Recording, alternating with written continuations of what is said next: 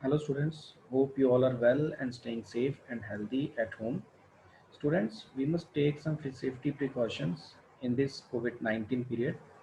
We must wash our hands for at least 20 seconds using the sanitizers, wearing the masks and keeping social distancing to avoid this COVID-19. So ਅੱਜ ਦਾ ਜੋ ਸਾਡਾ topic ਹੈ that is the galvanizing process. ਇਹ ਵੀ ਇੱਕ metallic coating process ਹੈ.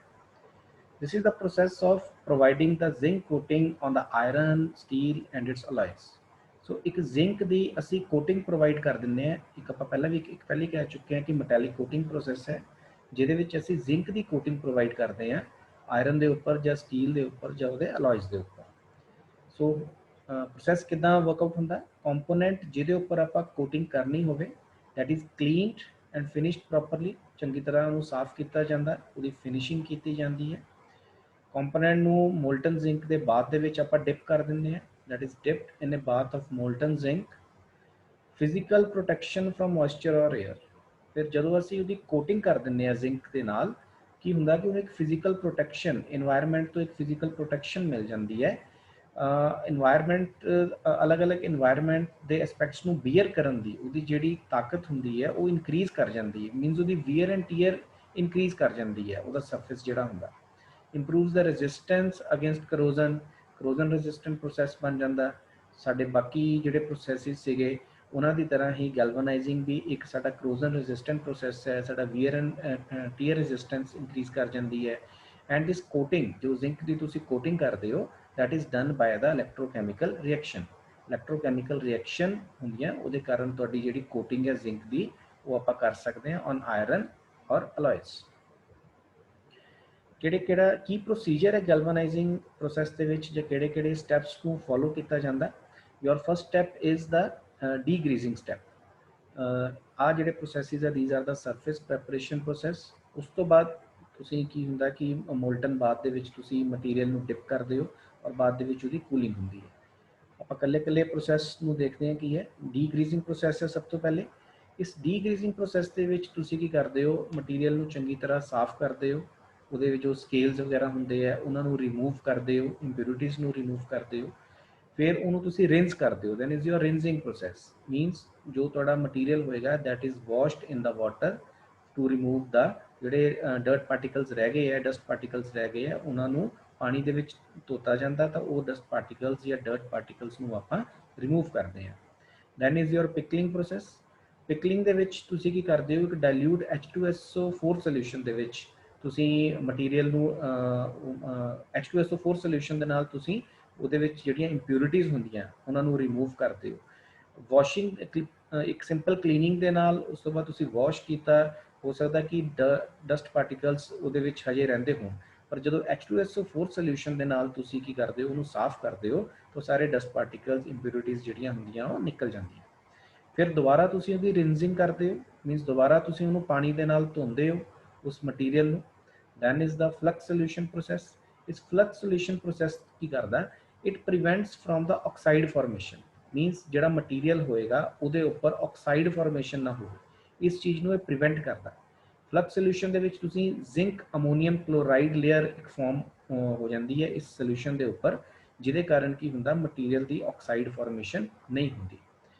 Zinc ammonium chloride layer ਇਹਦੇ ਉੱਪਰ ਹੋਏਗੀ, ਮਟੀਰੀਅਲ ਨੂੰ ਤੁਸੀਂ ਡਿਪ ਕਰ ਦਿੰਦੇ ਹੋ ਔਰ ਮਟੀਰੀਅਲ ਇਹ ਲੇਅਰ ਕੀ ਕਰੇਗੀ, ਇਹ ਲੇਅਰ ਆਕਸੀਡੇਸ਼ਨ ਦੇ ਵਿੱਚ ਮਤਲਬ ਆਕਸਾਈਡ ਲੇਅਰ ਨਾ ਬਣੇ ਉਹਦੇ ਵਾਸਤੇ ਤੁਹਾਨੂੰ ਇਹ ਹੈਲਪ ਕਰਦੀ ਹੈ ਮਟੀਰੀਅਲ ਦੇ ਉੱਪਰ। Then is your drying process. Material ਨੂੰ ਸੁਕਾਇਆ ਜਾਂਦਾ, ਡਰਾਈ ਕੀਤਾ ਜਾਂਦਾ ਚੰਗੀ ਤਰ੍ਹਾਂ। ਔਰ last process is your zinc bath. Means ਜੋ ਤੁਸੀਂ ਮਟੀਰੀਅਲ ਹੈ ਜਿਹਨੂੰ ਤੁਸੀਂ ਆਕਸਾਈਡ ਲੇਅਰ ਬਣਨ ਵਾਸਤੇ ਵੀ ਬਚਾਇਆ, ਉਸ ਤੋਂ ਬਾਅਦ ਤੁਸੀਂ ਉਹਦੀ ਚੰਗੀ ਤਰ੍ਹਾਂ ਰਿੰਸਿੰਗ, ਪਿਕਲਿੰਗ, ਡੀਗਰੀਜ਼ਿੰਗ ਪ੍ਰੋਸੈਸਿਸ ਕੀਤੇ, ਉਸ ਤੋਂ ਬਾਅਦ ਉਹਨੂੰ ਡਰਾਈ ਕੀਤਾ ਪ੍ਰੋਸੈਸ ਨੂੰ, ਔਰ ਐਂਡ ਦੇ ਵਿੱਚ ਤੁਸੀਂ ਕੀ ਕਰਦੇ ਹੋ, ਮੋਲਟਨ ਜ਼ਿੰਕ ਬਾਥ ਦੇ ਵਿੱਚ ਉਸ ਮਟੀਰੀਅਲ ਨੂੰ ਡਿਪ ਕਰ ਦਿੰਦੇ ਹੋ 450 ਡਿਗਰੀ ਸੈਲਸੀਅਸ ਤੱਕ। ਔਰ ਫਿਰ ਮਟੀਰੀਅਲ ਕੀ ਕਰੇਗਾ, ਉਹਦੇ ਵਿੱਚ ਡਿਪ ਹੋ ਜਾਂਦਾ ਔਰ ਜ਼ਿੰਕ ਦੀ ਜਿਹੜੀ ਕੋਟਿੰਗ ਹੁੰਦੀ ਹੈ ਉਸ ਮਟੀਰੀਅਲ ਦੇ ਉੱਪਰ ਡਿਪੋਜ਼ਿਟ ਹੋ ਜਾਂਦੀ ਹੈ। And your last process is your cooling and inspection process. Cool ਕਰਦੇ ਹੋ, ਮੋਲਟਨ ਜ਼ਿੰਕ ਤੋਂ ਬਾਅਦ ਡਿਪ ਕਰਨ ਤੋਂ ਬਾਅਦ ਮਟੀਰੀਅਲ ਨੂੰ ਕੱਢ ਕੇ ਤੁਸੀਂ ਉਹਨੂੰ ਕੂਲ ਡਾਊਨ ਹੋਣ ਦਿੰਦੇ ਹੋ, ਔਰ ਐਂਡ ਪ੍ਰੋਸੈਸ ਦੇ ਵਿੱਚ ਤੁਸੀਂ ਉਹਨੂੰ ਇਨਸਪੈਕਟ ਕਰਦੇ ਹੋ ਕਿ ਪ੍ਰੋਪਰਲੀ ਉਸ ਮਟੀਰੀਅਲ ਦੇ ਉੱਪਰ ਕੋਟਿੰਗ ਹੋਈ ਜਾਂ ਨਹੀਂ ਹੋਈ। ਉਹਦੀ ਜਿਹੜੀਆਂ ਇੰਪਿਊਰਿਟੀਜ਼ ਰਿਮੂਵ ਹੋਈਆਂ ਜਾਂ ਨਹੀਂ ਹੋਈਆਂ, ਔਰ ਜਿਹੜੀਆਂ ਜ਼ਿੰਕ ਦੀ ਕੋਟਿੰਗ ਹੋਈ ਹੈ ਉਹ ਇੱਕ ਪ੍ਰੋਪਰ ਯੂਨੀਫਾਰਮ ਡਿਸਟ੍ਰੀਬਿਊਸ਼ਨ ਦੇ ਵਿੱਚ ਕੋਟਿੰਗ ਹੋਣੀ ਚਾਹੀਦੀ ਹੈ। ਐਂਡ ਦੈਟ ਆਲ ਪੈਰਾਮੀਟਰਸ ਨੂੰ ਤੁਸੀਂ ਕੀ ਕਰਦੇ ਹੋ, ਸਾਰੇ ਪੈਰਾਮੀਟਰਸ ਨੂੰ ਚੈੱਕ ਕਰਦੇ ਹੋ, ਕਿੰਨੇ ਲੈਵਲ ਤੱਕ ਦੀ ਤੁਸੀਂ ਕੋਟਿੰਗ ਕਰਨੀ ਹੈ, ਮਤਲਬ ਤੁਹਾਨੂੰ ਰਿਕੁਆਇਰਡ ਪ੍ਰੋਡਕਟ ਮਿਲਿਆ ਜਾਂ ਨਹੀਂ ਮਿਲਿਆ, ਜਾਂ ਇੰਪਿਊਰਿਟੀਜ਼ ਤਾਂ ਨਹੀਂ ਹੋਰ ਉਹਦੇ ਵਿੱਚ, ਜਾਂ ਜਿਹੜੀ ਤੁਸੀਂ ਕੋਟਿੰਗ ਕੀਤੀ ਹੈ ਉਹ ਇੱਕ ਪ੍ਰੋਪਰ ਜੋ ਤੁਹਾਨੂੰ ਰਿਕੁਆਇਰਡ ਪ੍ਰੋਡਕਟ ਸੀਗਾ, ਇੱਕ ਫਾਈਨਲ ਤੁਹਾਨੂੰ ਪ੍ਰੋਡਕਟ ਚਾਹੀਦਾ ਸੀਗਾ, ਉਹਦੇ ਅਕੋਰਡਿੰਗ ਕੋਟਿੰਗ ਹੋਈ ਹੈ ਜਾਂ ਨਹੀਂ ਹੋਈ। So these are the steps to be followed during the galvanizing. ਸਭ ਤੋਂ ਪਹਿਲਾਂ ਦੁਬਾਰਾ ਦੇਖ ਲੈਂਦੇ ਇੱਕ ਵਾਰੀ ਡੀਗਰੀਜ਼ਿੰਗ ਜਾਂ ਡੀ ਸਕੇਲਿੰਗ ਕਰਦੇ ਹਾਂ, ਜਿਹਦੇ ਵਿੱਚ ਤੁਸੀਂ ਇੰਪਿਊਰਿਟੀਜ਼ ਨੂੰ ਕਲੀਨ ਕਰਦੇ ਹੋ, ਸਰਫੇਸ ਕਲੀਨਿੰਗ ਕਰਦੇ ਹੋ। ਉਸ ਤੋਂ ਬਾਅਦ ਤੁਸੀਂ ਉਹਨੂੰ ਪਾਣੀ ਦੇ ਵਿੱਚ ਵਾਸ਼ ਆਊਟ ਕਰਦੇ ਹੋ to remove the dirt particles. ਫਿਰ ਤੁਸੀਂ ਉਹਨੂੰ H2SO4 ਸੋਲਿਊਸ਼ਨ ਦੇ ਨਾਲ, ਡਾਇਲੂਟ H2SO4 ਦੇ ਨਾਲ ਤੁਸੀਂ ਉਹਨੂੰ ਕਲੀਨ ਕਰਦੇ ਹੋ, ਤਾਂ ਜੋ ਉਹਦੇ ਵਿੱਚ ਇੰਪਿਊਰਿਟੀਜ਼ ਜਿਹੜੀਆਂ ਹੁੰਦੀਆਂ, ਜਿਹੜੀਆਂ ਪਾਣੀ ਦੇ ਨਾਲ ਨਹੀਂ ਨਿਕਲਦੀਆਂ, ਉਹ ਇੱਕ ਐਸਿਡ ਦੇ ਨਾਲ ਤੁਸੀਂ ਉਹਨੂੰ ਰਿਮੂਵ ਕਰਦੇ ਹੋ। ਫਿਰ ਉਹਨੂੰ ਤੁਸੀਂ ਵਾਸ਼ ਆਊਟ ਕਰਦੇ ਹੋ, ਰਿੰਸਿੰਗ ਪ੍ਰੋਸੈਸ ਕਰਦੇ ਹੋ। Then is your flux solution, ਉਹਨੂੰ ਤੁਸੀਂ ਡਿਪ ਕਰਦੇ ਹੋ ਇਹਦੇ ਵਿੱਚ, ਤਾਂ ਜੋ ਇੱਕ ਜ਼ਿੰਕ ਅਮੋਨੀਅਮ ਕਲੋਰਾਈਡ ਦੀ ਲੇਅਰ ਹੁੰਦੀ ਹੈ ਜਿਹੜੀ ਆਕਸਾਈਡ ਫਾਰਮੇਸ਼ਨ ਤੋਂ ਪ੍ਰੀਵੈਂਟ ਕਰਦੀ ਹੈ, ਆਕਸਾਈਡ ਫਾਰਮੇਸ਼ਨ ਹੋਣ ਤੋਂ ਬਚਾਉਂਦੀ ਹੈ।